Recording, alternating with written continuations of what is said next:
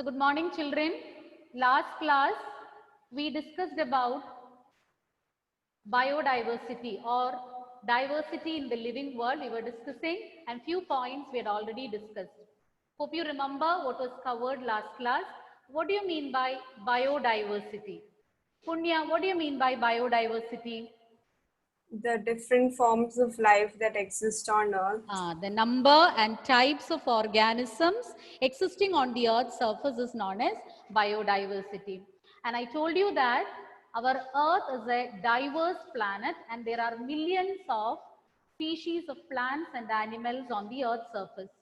But so far, we could describe a very less amount of that or a very less percentage, almost 1.7 to 1.8 million species only we could describe so far. Almost 86% of the species are still remaining, are yet to be described. And we also learned about systematics. So systematics, I told you, it came from the word systema, which means systematic arrangement. And systematics is a branch of study which deals with identification, classification, and nomenclature of organisms. Identification, classification, and nomenclature of animals. Not only animals, the different living organisms. Then we also mentioned about a book known as Systema Naturae. Do you remember who is the author of the Systema Naturae? Meenakshi, who wrote the book Systema Naturae?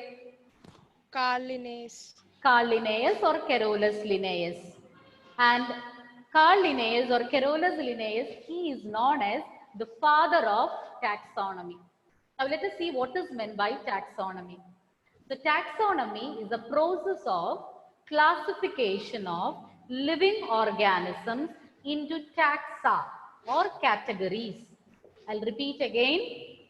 Taxonomy is a process of classification of living organisms into taxa or categories based on their characteristics. So today what we are going to learn is about the basic processes involved in taxonomy. So one by one we will learn about the different processes involved in taxonomy. So let us see.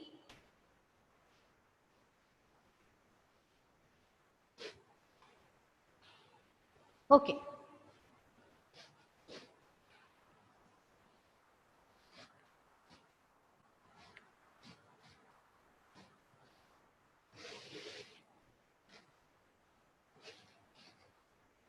So we are going to discuss about the different processes involved in taxonomy. Before that, the same topics what we said, the number and types of organisms present on the Earth's surface is known as biodiversity. Number of species already described is only 1.7 to 1.8 million. And taxonomy or systematics is the study of identification, classification, and nomenclature of animals. And systematics also takes into consideration the evolutionary relationships between organisms. So already I told you, systematics is a branch of study which deals with identification, classification, and nomenclature of organisms. And this branch also deals with, also takes into consideration the evolutionary relationships among organisms. How closely they are related in terms of evolution. Those factors are also considered. Okay. Now let us learn about the different processes, the basic processes involved in taxonomy. The first one, characterization. Identification is the second one, classification, and finally nomenclature. Okay, so what are the different points or the different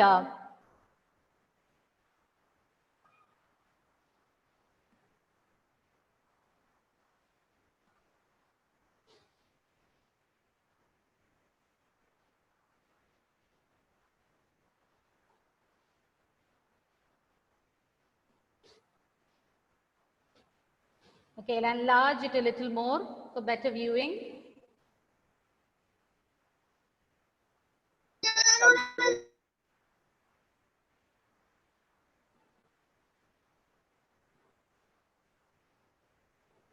Okay, so the basic processes involved are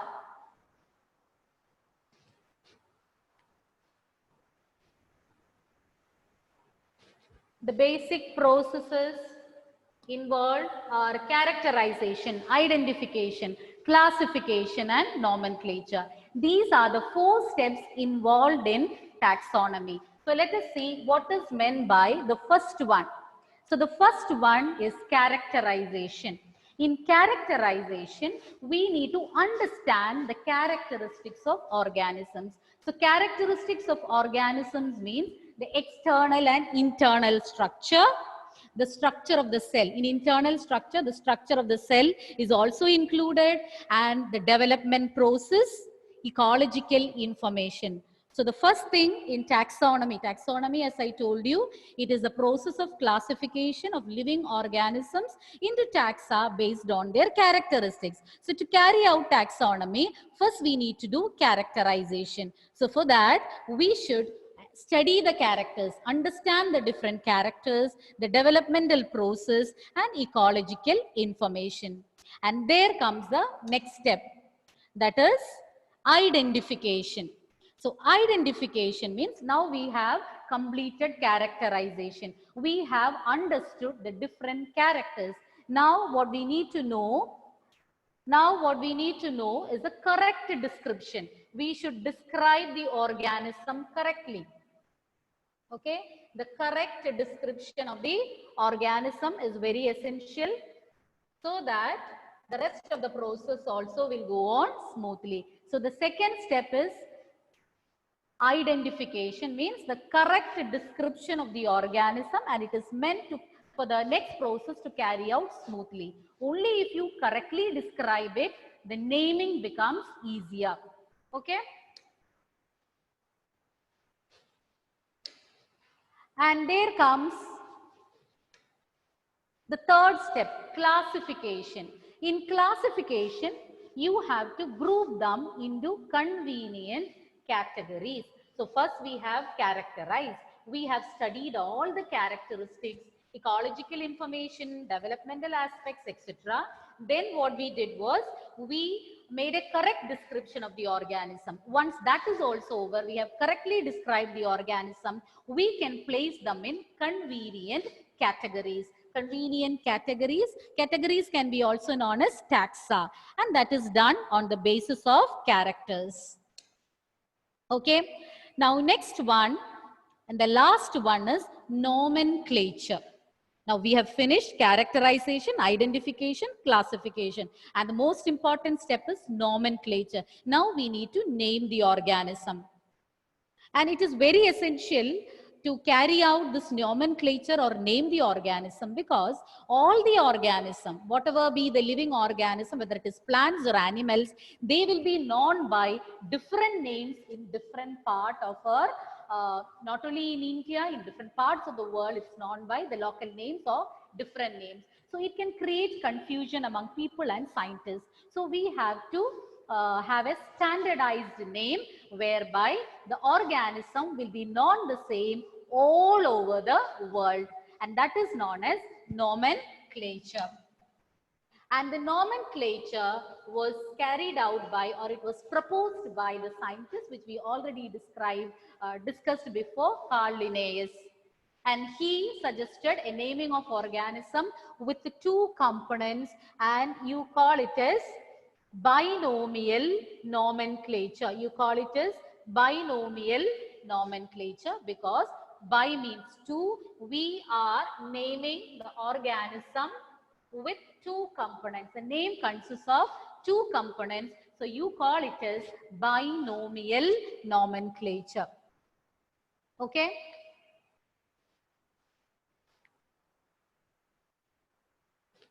Now next, let us see the different rules to be followed. We will learn step by step what are the basic steps, basic rules to be followed.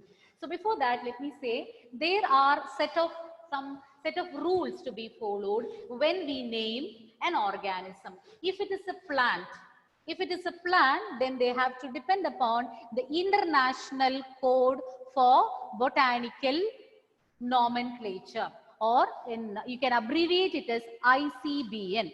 So botanical names, if a plant has to be named, then we have to follow the rules given in International Code for Botanical Nomenclature. Similarly, if it is a name of an animal or a zoological name, then you have to follow the rules which are mentioned in the International Code for Zoological Nomenclature, or ICZN.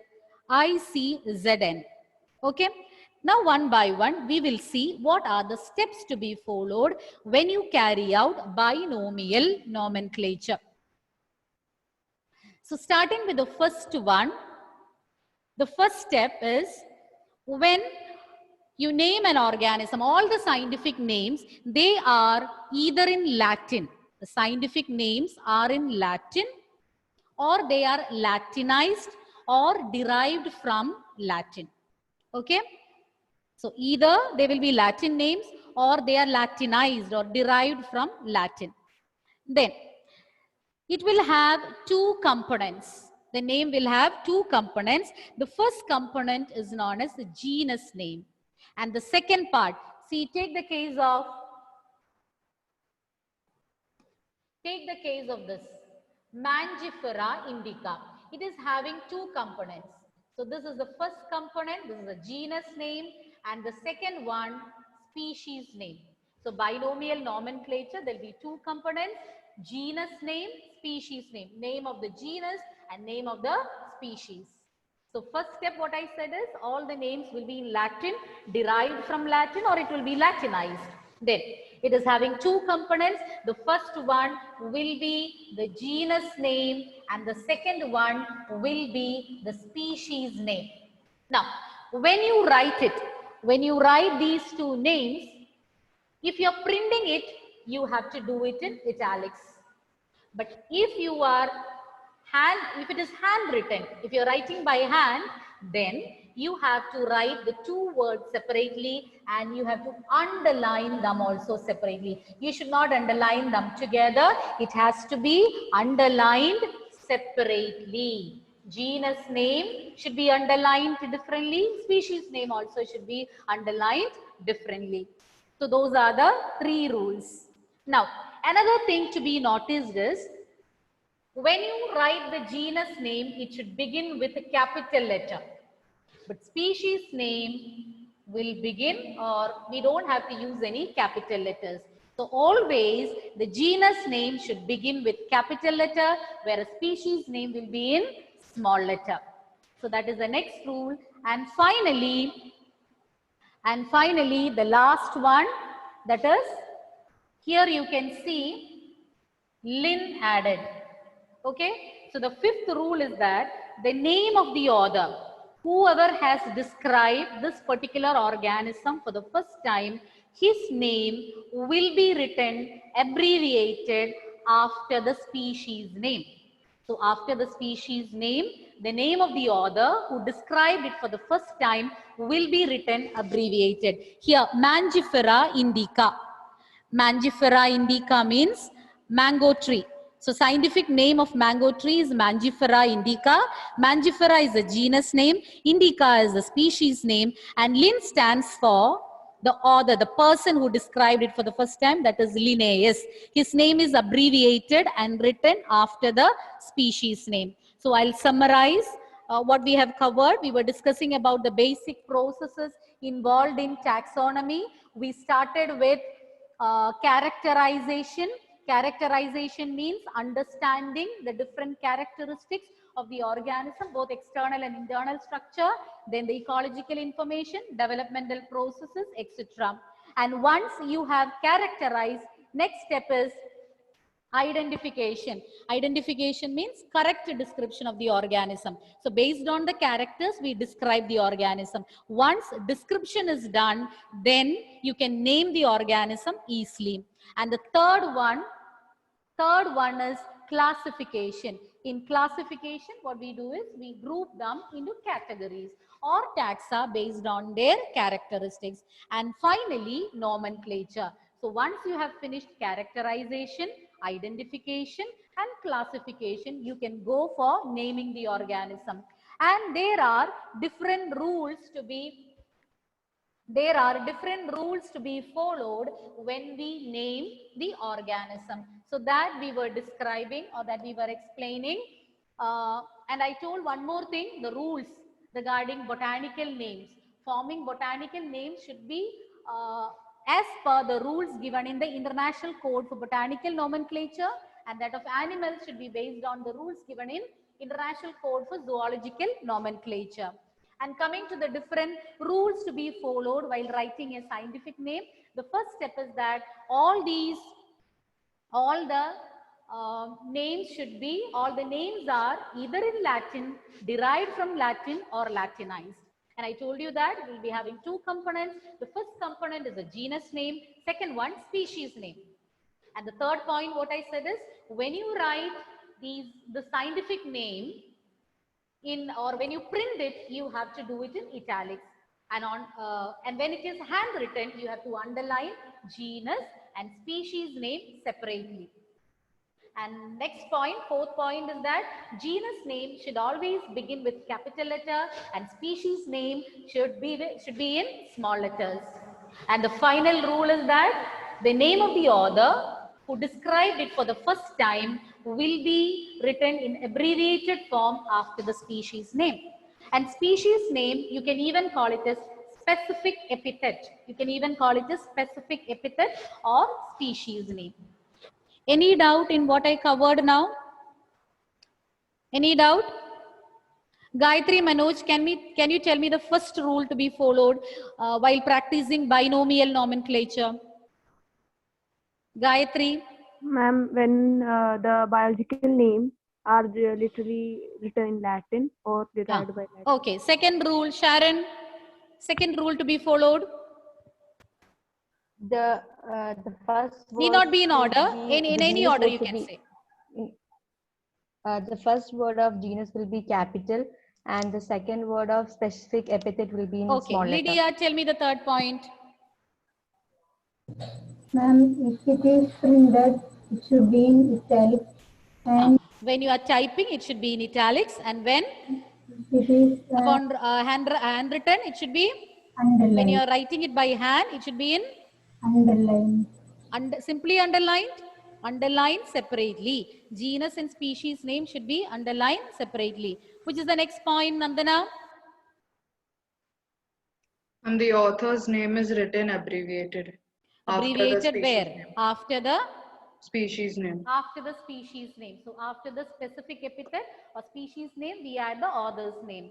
And what about the case to be used for genus name and species name?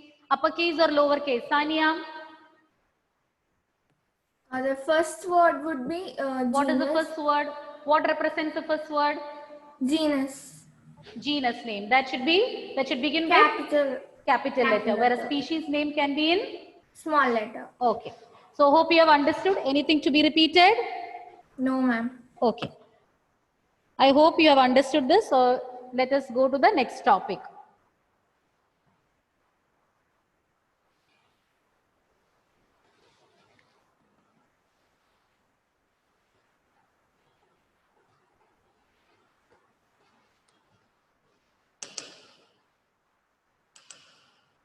So next we are going to learn about the different taxonomical categories. Okay, I told you that taxonomy means the process of classification based on the characteristics. That is known as taxonomy. So let us learn about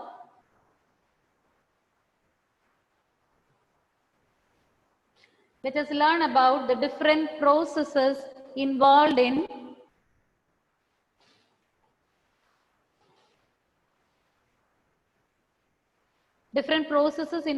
taxonomy.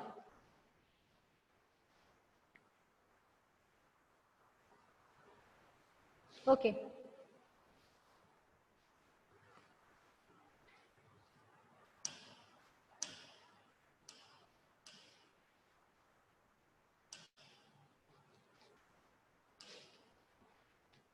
Now classification, as you have already learned, it involves a hierarchy of steps. So there are different steps involved in classification, or in taxonomy there are different steps involved. It is not a single step process. Classification is not a single step process. It involves a series of steps or hierarchy of steps. And each step you can call it as a taxonomic category, or even you can call it as a rank, or even taxon. All are the same. I'll repeat, classification is not a single step process. It involves a series of steps, or you can say there is a hierarchy of steps. So many steps are involved, and each step is known as a taxonomic category, or a rank, or a taxon. Taxa plural, taxon singular. And all these categories together constitute a taxonomic hierarchy. And each taxa, you can say, it's a unit of classification. Each step, each category is a unit of classification. You call it as taxon. Each step in classification, or each taxonomic category, you can call it as a taxon. Now let us see which are the different steps involved, or which are the different taxa involved in this. Kingdom, phylum, class, order, family, genus, and species. These are the different steps involved, or different taxa involved. Kingdom, phylum, class, order, family, genus, species. This you had learned in class 9. And I don't know whether you are remembering the mnemonic. I gave you one code to remember all these in the proper sequence, because it is very essential that you should know all the steps, all the taxa in the order. If the order is wrong, then you will find it difficult to explain what each one is, because it is related. The sequence has got a connection with its definition. So you should always learn it in the same order. Kingdom, phylum, class, order, family, genus, species. You can remember it by remembering a mnemonic. King Philip could only find his green socks. Once again, I will say, King Philip could only find green socks. Take the first letter of all the words. King. First letter is K. K stands for kingdom. Philip. P for phylum. Could. C for class. Then only. O for order. Find. First letter is F. Family. Green socks.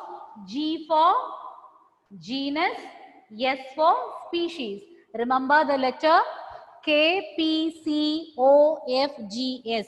King Philip could only find green socks. Take the first letter of all these words. You will get all these taxa in correct order. It's very important that you should write it in proper order. If the order is jumbled, you may lose marks. Okay? So let us see each one by one. So next we are going to see or explain each one. Okay, we'll start with the lowest category, that is species. We are not starting from the highest one. We will start from the lowest category or lowest taxa. Which is the lowest taxa, Sania? Which is the lowest? Species. Species. Species is the lowest or the basic one. And species can be defined as a group of organisms capable of interbreeding among themselves to produce fertile offspring. So once again, you can see all the taxonomic categories. I'll show it once again, starting with kingdom, phylum, and it is given division. Division is meant for plants, phylum for animals. Kingdom, second one is phylum or division. Then comes class, order, family, genus, and finally species. Okay? And examples are also given over there. Example for a kingdom, Animalia. Animalia is an example of a kingdom or animal kingdom. One phylum. The example is about an animal species. Okay. So corresponding examples they have given. Example for a phylum is Chordata, the phylum to which human beings belong. Chordata. Then example for class, Mammalia. We belong to class Mammalia. The order, Mammalia comes under, or it belongs to the order Primata. Then the family. The next one is a family, that is Hominidae.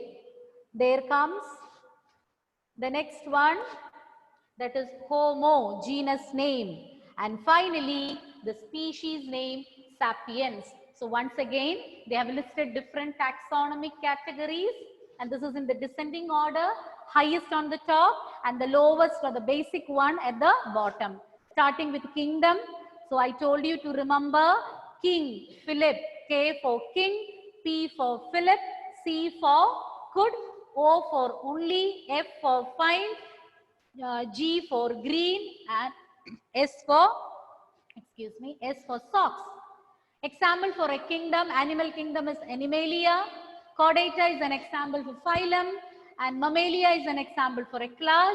Primata is an example for order. Hominidae is an example for family. Homo for genus. Sapiens for species.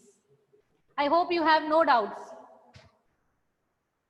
Any doubts? Stop me in between.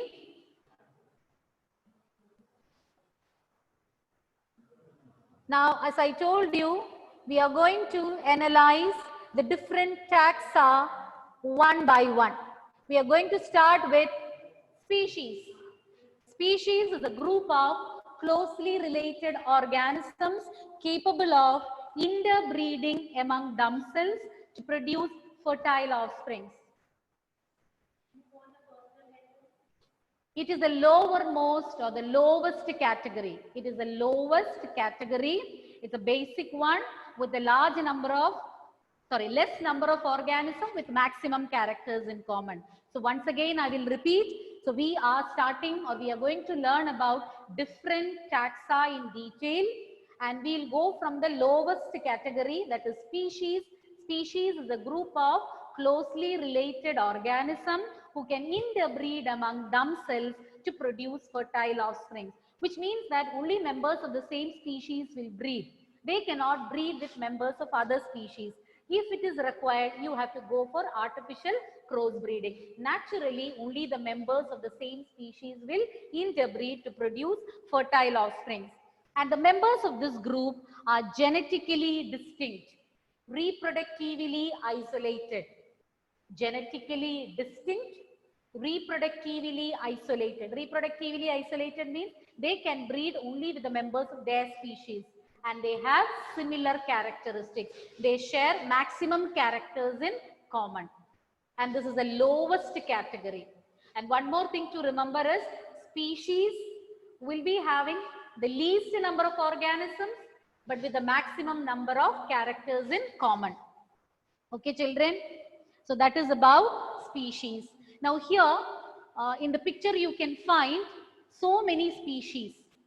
Indica, tuberosum, nigrum. So generic name and species name is given. Mango, Mangifera indica. Mangifera stands for generic name, and the species name is indica. Specific epithet or species name is indica. Potato, Solanum, and tuberosum is a scientific name.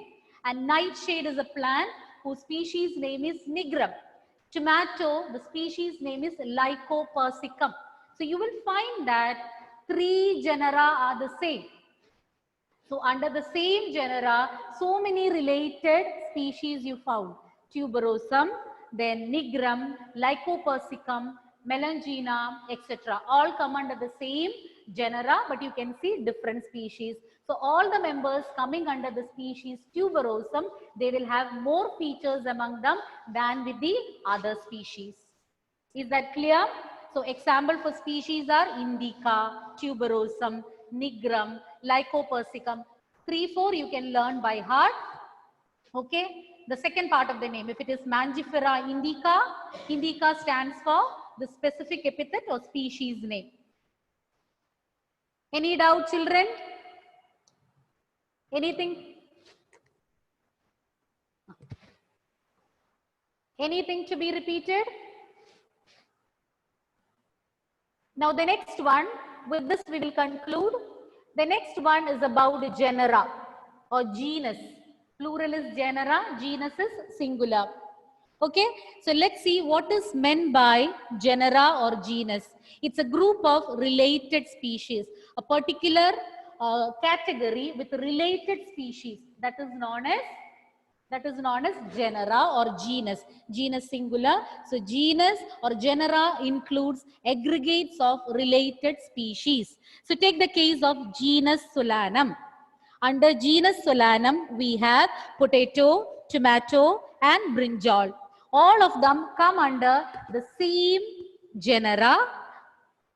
same genus, but they belong to different species. If it is potato, it belongs to tuberosum. Tomato, it is lycopersicum. And brinjal, it is melongena. But all of them come under the same genus, that is Solanum. So take the case of genus Panthera. It includes lion, leopard, tiger. But they come under different species. Lion belongs to Leo, leopard species is Pardus, tiger it is Tigris. But 3 of them come under Panthera because these 3 are related species. So they are put under the same genus. Same is the case with Felis. Felis includes Felis domesticus and Felis cars. That includes house cat and jungle cat. So what you need to know is that a genus consists of related species. So potato, tomato, brinjal, they are having features more in common. They do not share any similar features with the other genus, Panthera. All the members, all the species coming under Panthera, they have similar features. They share so many features in common. Any doubt? Okay, I'll repeat the last 2 points once again. We discussed about taxonomic hierarchy, and each step in a taxonomic hierarchy is known as taxon. And we discussed about 2 categories or 2 taxa. The first one was species, second one is genus. Anybody tell me what is meant by a species? Rijas, what do you mean by species?